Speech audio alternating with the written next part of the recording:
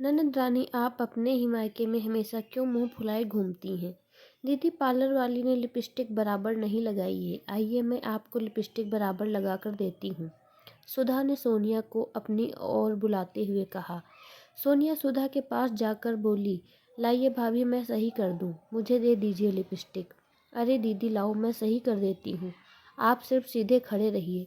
सोनिया सुधा से लिपस्टिक सही करवा देती है। उतने में रोली आंटी कमरे में आ जाती हैं और कहती हैं, बधाई हो सोनिया, तुम एक बार फिर से ननद बनने वाली हो। और सुधा, तुम तो जेठानी बनने वाली हो। बारात ले जाने का समय हो गया कि नहीं? हम तो बस तैयार ही खड़े हैं बाहर। सोनिया बोली, भाभी मैं बस में न चढ़ पाऊंगी। आप लोगों ने राहुल की शादी में वैसे भी कोई इंतजाम ढंग से नहीं किया है। मम्मी ने तो सारी जिम्मेदारी बड़ी बहू और बड़े बेटे पर छोड़ दी थी, मगर जब से आई हूँ तब से देख रही हूँ कि शादी वाले घर में कोई भी काम ढंग से नहीं किया गया है। सुधा बोली, दीदी आपको क्या कमी लग रही है? मैंने और सुबोध ने सारा इंतजाम बहुत अच्छी तरीके से किया है। बाहर तो सब लोग हमारी तारीफ कर रहे हैं। पता नहीं आपको ही हमेशा हम दोनों के काम में क्यों कमी लगती है। सोनिया बोली, भाभी ज़्यादा जबान मत चलाइए। और कोई कार का इंतजाम किया है कि नहीं, वह बताइए। दीदी, दूल्हा दुल्हन के लिए कार की है, बाकी हम सब बारात ले जाने वालों के लिए बस की है। यदि आप बस में बारात लेकर नहीं आना चाहती हो तो आप उस कार में बैठ जाइए, मगर आते वक्त तो आपको हमारे साथ बस में ही बैठना पड़ेगा, क्योंकि आते वक्त कार में राहुल और उसकी पत्नी सीमा बैठेंगे। सोनिया बोली, भाभी आप लोगों को 2-4 कार का भी इंतजाम रखना चाहिए था, ताकि जिनको कार में आना है वह कार में आए और जिनको बस में आना हो वह बस में आए। दीदी, अगर हम कार का इंतजाम रखते तो फिर असमंजस की घड़ी हो जाती कि कौन कार में बैठेगा और कौन बस में। इसीलिए हमने सबके लिए बस का ही चुनाव रखा। सोनिया मुंह बनाते हुए बाहर निकल गई। दरअसल यह सोनिया की पहली बार नहीं था जब वह अपनी भाभी सुधा को टोक रही हो। हर बात में सोनिया सुधा को हमेशा नीचे दिखाती आई थी और आज भी सभी के सामने वह वही कर रही थी।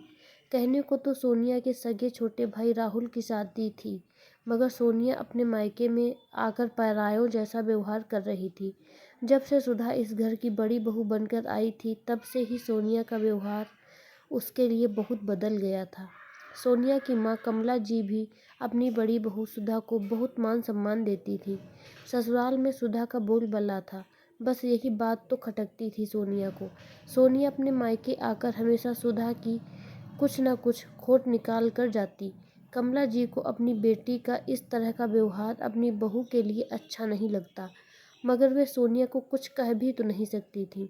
सोनिया बचपन से ही बहुत जिद्दी थी। अगर उसे किसी बात पर रोक टोक कर दी जाए तो वह इतनी जिद्दी प्रवृत्ति की थी कि वह मायके आना ही बंद कर देती थी। इसीलिए कमला जी भी अपनी बेटी से डरती थी। कमला जी को अपनी बहू सुधा पर बहुत विश्वास था। इसीलिए तो छोटे बेटे राहुल की शादी का पूरा भार भी सोनिया के जिम्मे ही सौंप दिया था। और सुधा ने भी अपनी सास का विश्वास बिल्कुल डगमग नहीं होने दिया और इस जिम्मेदारी को बखूबी निभाया था।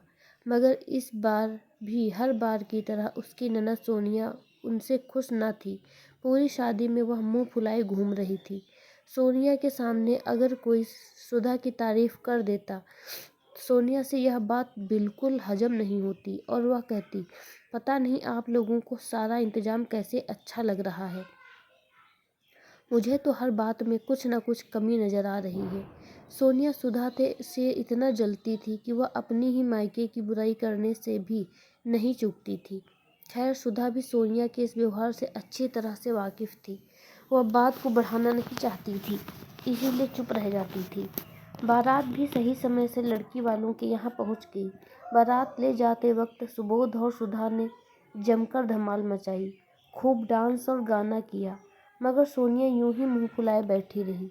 कमला जी बोली, सोनिया तुम्हारे छोटे भाई राहुल की शादी है और तुम कब तक यूं मुंह फुलाकर बैठोगी। उतने में सुधा ने आकर सोनिया दीदी को हाथ खींचकर अपने साथ डांस करने के लिए बुला लिया।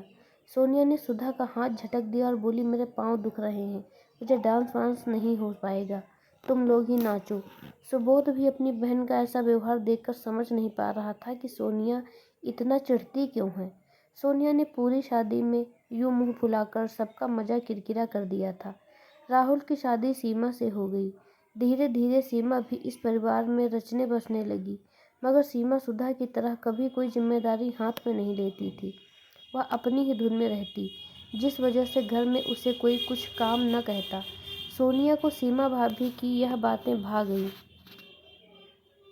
उसे लगने लगा सीमा भाभी कितनी अच्छी हैं। वह कभी भी अपने आप को ऊंचा बताने के लिए काम नहीं करती, वरना सुधा भाभी तो हमेशा अपने गुणगान गवाने के लिए सारे रिश्तेदारों के बीच यहाँ से वहाँ नाचती रहती हैं।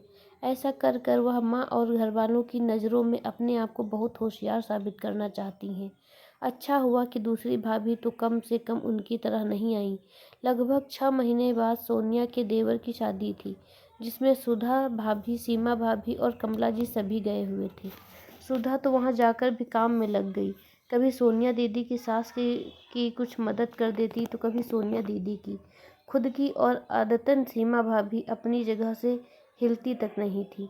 शादी का कार्यक्रम समाप्त होने के बाद सोनिया दीदी की सास दमयंती जी बोली, सोनिया तुम तो हमेशा अपनी सुधा भाभी की बुराई करती हो, मगर जहाँ तक मैंने देखा तुम्हारी सुधा भाभी तो बहुत अच्छी है। सोनिया सोचने लगी, मेरी माँ कम है क्या जो अब मेरी सास भी सुधा भाभी की तारीफ करने लगी। सोनिया बोली, मम्मी जी, सुधा भाभी को सभी के सामने बहुत अच्छा बनने का शौक है, इसीलिए बस सभी के घरों के कार्यक्रमों में चढ़ चढ़ कर हिस्सा लेती हैं, ताकि सभी की नज़र उन पर पड़े और सभी उनकी तारीफ करें। दमयंती जी बोली, सोनिया शायद तुमने अपनी सुधा भाभी को बहुत गलत समझ लिया है। जो इंसान अपने आप को अच्छा दिखाने के लिए काम करता है, वह कभी इतना काम करता ही नहीं। सोनिया ने सुधा भाभी की तारीफ सुनकर फिर से मुंह चढ़ा लिया। थोड़े महीने बाद सुधा के मायके में उसके भाई की शादी थी, जिसमें सुधा ससुराल वाले और सोनिया के ससुराल वाले भी आए हुए थे। सुधा अपनी माँ कौशल्या जी की भी वैसी ही मदद कर रही थी जैसी वह अपने ससुराल और सोनिया दीदी के ससुराल में भी कर रही थी।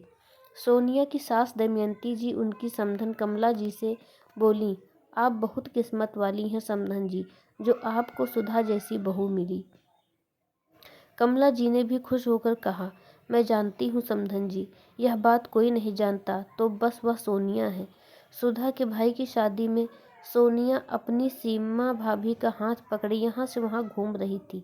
तभी अचानक सोनिया की साड़ी पीछे एक खूंटे में फंसी और सोनिया गिर गई। यह देख सीमा बहुत हंसी और बोली, सोनिया दीदी, आप भी ना देख कर नहीं चलती हैं। इतने में वहाँ सुधा आ गई। उसने सोनिया को धीरे से उठाया और बोली, दीदी आप यहाँ बैठिए, आपको कहीं लगी तो नहीं। सोनिया ने अपना पाँव दिखाते हुए सुधा को इशारा किया। सुधा ने तुरंत वहाँ काम करने वाले कर्मचारी से डिटॉल और पट्टी मंगवाई और फिर अपने हाथों से सोनिया को लगा कर दी। आज सोनिया अपनी सुधा भाभी को समझ गई थी। शायद सुधा भाभी के इसी अच्छे व्यवहार की वजह से ही तो सोनिया उनसे चिढ़ती रहती थी। जो व्यवहार आज सोनिया के ही काम आया और जिस सीमा भाभी को वह अपना समझती थी, वह तो ज़रूरत के वक्त उस पर हंस रही थी। सोनिया वहाँ बैठे बैठे अपनी ही मूर्खता पर अफसोस कर रही थी।